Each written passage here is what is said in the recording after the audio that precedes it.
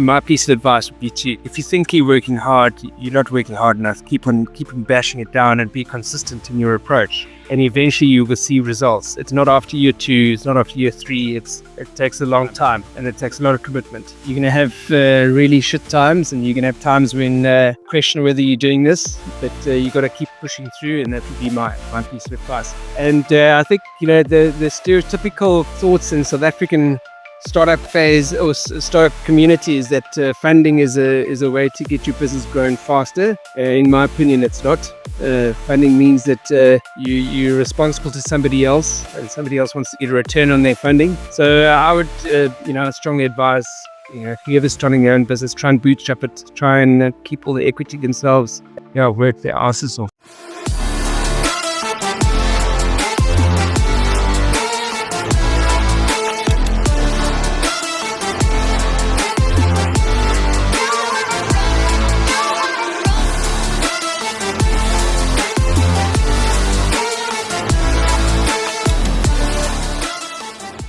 Cyber heroes and cyber fans, welcome to another episode. As you know, I'm your boy, Mr. Fingers. Yes, that cybersecurity guy. And today we have an absolutely phenomenal guest. He's a visionary entrepreneur and a cybersecurity leader. He has played a very pivotal role in shaping the cybersecurity landscape, delivering cutting-edge solutions to Fortune 500 companies in Southern Africa. His journey began in London, where he gained valuable experience in technology and online solution. Driven by a passion for innovation, he returned back to South Africa back in 2004 and quickly established himself in the growing IT and security industry, recognizing a very critical gap in cyber defense solution. He co-founded a company dedicated to providing best-in-class cybersecurity services. At the heart of his success is an unwavering commitment to integrity, client satisfaction, and continuous innovation. He firmly believes in building relationships based on trust, transparency, and also excellence. His values that have helped his company become an amazing leader in the cybersecurity space. Beyond business, he is a proud South African, a devoted husband, a father, and also a co-founder and business development director at Enclose. Ladies and gentlemen, boys and girls, cyber heroes and cyber fans, please help me welcome Stephen. Stephen, welcome to the show. How's it? How are you? I'm good, man. I'm good. And thank you so much for making time to come through. No worries, man. Anytime. Yeah, so obviously you started Enclose with Martin. Unfortunately, Martin couldn't make it, but we just want to find out from you, what was the defining moment that made you take the leap into starting your own company? Yeah, VK, just so Martin and myself both worked for a security distribution business called Secure Data. When I came back from the UK, that was sort of my first opportunity I got. When I was in the UK, I was working for a travel agency doing application testing. So they were busy developing an application, and I would basically test it to make sure there are no bugs, or any of the bugs that I found got fixed. So I wasn't, I didn't come from a sales or a really deep technical IT background before. To be honest, I kind of fell into the security industry by accident. When you come back to South Africa from a trip overseas, you do what they call as calling all pockets. You try and get a job anywhere. And my first job was at Secure Data as a sort of sales executive. And I was there for a couple of years. And Martin then joined as a pre-sales engineer, and we worked really well together. We saw a gap in the market for a security business that actually had good engineering skills, because at the time, early 2000s, there weren't many security or dedicated niche security players or cybersecurity players that had good engineering skills. A lot of them were just handing invoices to their clients and not actually delivering value. So that's essentially what we saw. It was a long, hard slog. First 10 years were not easy, super tough, often not getting a salary, making sure our team gets paid, making sure they get their bonuses, but putting on a brave face and yeah, it's been a long, 17 years now. So I mean, kudos to you guys. You and Martin gel very well on building the company as well. But as you mentioned, some of these challenges was mostly not you guys taking a salary and all these things during those time and days. How were you guys able to overcome that? I mean, you used to be a salary every single month coming in, and now you're like, there's no salary coming in. my friend, begging and borrowing, that's the only thing. You just gotta, yeah. Look, it was tough. Neither Martin and myself come from a very sort of wealthy background, so we had to make ends meet by ourselves. And fortunately, I think we both got married just at the start of Endlers, so the support from our wives was quite paramount. And they obviously gave us the support and the commitment that even though we're not getting a salary this month and we have to, as they say, cut the cloth, they knew that it would pay off in the long run. So yeah, I think certainly for us, I think the biggest thing that sort of led to our success was continuity and being consistent in terms of the way that we do things. So irrespective of the pressures and the day-to-day challenges that Mark and myself faced, it never impacted our clients in terms of how we delivered. And I think that was a really important factor. And then I think certainly the early days, we had really amazing members on our team who now have, left Enclose and obviously continued their careers and have become clients of ours. We can't overlook the commitment from those team members back in the day. They used to do a little bit of everything. When we used to hire guys and girls, they had to come in and be the jack of all trades and then specialize in one particular thing. So if you chat to like Albert and Craig, they used to answer the phones, reception, deliver firewalls, and do everything. We enjoy what we're doing, and I think that's really what's also vitally important, because if you don't enjoy what you're doing, then those sacrifices that you make become even more difficult to justify.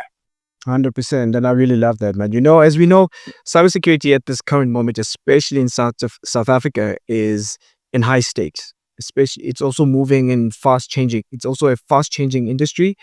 How do you guys, as Enclose and also as Integrity 360, do you guys stay ahead of the curve and also maintain competitive edge? I think, a lot of the time the assumption is maintaining a competitive edge. A lot of people assume that it talks about innovating and doing new things, and that's not always the case. I think a lot of the time maintaining a competitive edge talks about consistency, talks about maintaining relationships, managing expectations, because a lot of the time a client will engage with you as a partner because the fact that you manage their expectations well and you deliver to their expectations. It's not always about being the best of the best and having the best tools and everything like that. I think we're just fortunate that inherently we've got some really good partners. We've developed some really cool tech, and Martin obviously consistently works to try and make sure that gets better, and the roadmap around that tech consistently improves.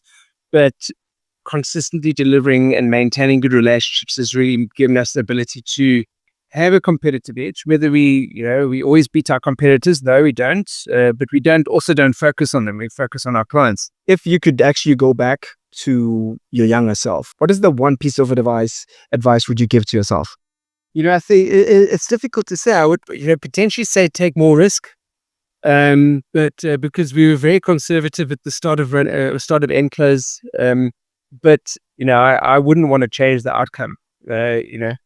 So I think we're very happy at the outcome and where the business is and where the team is. I think the reason I say take more risk is because we're notorious for taking a long time to making decisions where we had to spend money. I think the one time I think it took us 6 weeks to buy a printer because we were concerned about spending 2,500 rand. But that was because we had this bootstrap mentality, and bootstrap means that non-funded, the funding comes out of our back pocket. It means that we had to stretch our bonds as far as we could, and or if we didn't have a bond, there was the reason we didn't have a bond because we couldn't afford it, because we didn't always have guaranteed salaries. So it's just I think potentially be a little take a little bit more risk. If I were to do it again, I wouldn't want to do it any other way. If you were to give advice to somebody who's starting out and probably they get inspiration from you and Martin and they want to start their own thing, what advice would you give to an individual like that who wants to start their own cybersecurity company? you got. I mean, I think I had a chap that used to work with us, James Durant, and he said, the dynamic changes when you work hard. And I never really realized what he meant by working hard. And only probably 7 or 8 years ago did I realize what that working hard actually meant. And I think my piece of advice would be if you think you're working hard, you're not working hard enough. Keep on bashing it down and be consistent in your approach, and eventually you will see results. It's not after year 2, it's not after year 3. It takes a long time, and it takes a lot of commitment. So that's what and you're gonna have really shit times, and you're gonna have times when you question whether you're doing this, but you got to keep pushing through, and that would be my piece of advice. And I think the stereotypical thoughts in South African startup phase or startup community is that funding is a way to get your business growing faster. In my opinion, it's not. Funding means that you're responsible to somebody else, and somebody else wants to get a return on their funding. So I would strongly advise whoever's starting their own business, try and bootstrap it, try and keep all the equity themselves, and work their asses off. And congratulations, obviously, on you guys joining, Integrity 360.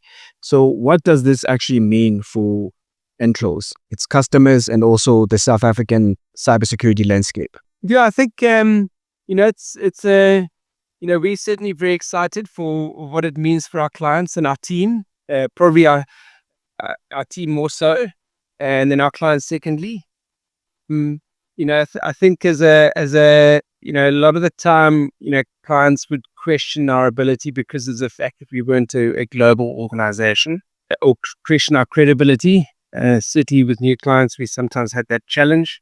That obviously falls away. They're a significantly larger business, sort of 620 security professionals. They have a very mature MDR service, and we're going to look at how we add, not necessarily merge the two, but certainly see where there's areas where we can get value out of each of those platforms. So that's really quite cool.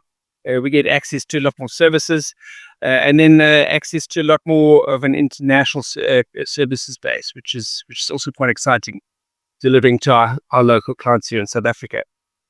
We as much as we're very entrepreneurial based business, which is great, and it means that you get things done really quickly, and potentially bypass red tape. But sometimes when a business grows and they get bigger, it's important to introduce more process and procedure, and I think that's what Integrity brings to us.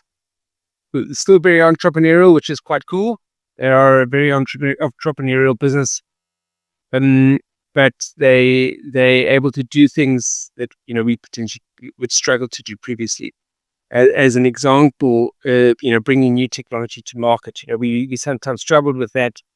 They have a very defined process of selecting a vendor, and we've seen how mature that is, and it's really those are good examples of where we were able to extract value out of them as a business. Many aspiring entrepreneurs, a lot of them I know, which I've spoken to so many of them, even some of them watching this, they fear failure. How do you personally define failure for you, and what role has it played in your business? Failure is an interesting term. As a salesperson, you deal with failure on a daily basis. When you lose to a competitor, that's an element of failure. I think I certainly see failure as potentially slightly differently to most. I try not to dwell on our losses too much. I really try and focus on when we do something incorrectly, and when we do something not according to our standards and how we like to do things. Focus on how we can improve and make sure it doesn't happen again. That's certainly on day to day, just on small operational stuff. I never anticipated failure with an Enclose. I mean, we did have a time in probably 2015, 2016, when we were really up against the wall, and considering whether this was something that we were going to continue with. And I think that's probably when the dynamic changed, when we realized that we actually had to work hard. But outside of that, I don't think failure was not really something that was that I considered much. Yeah.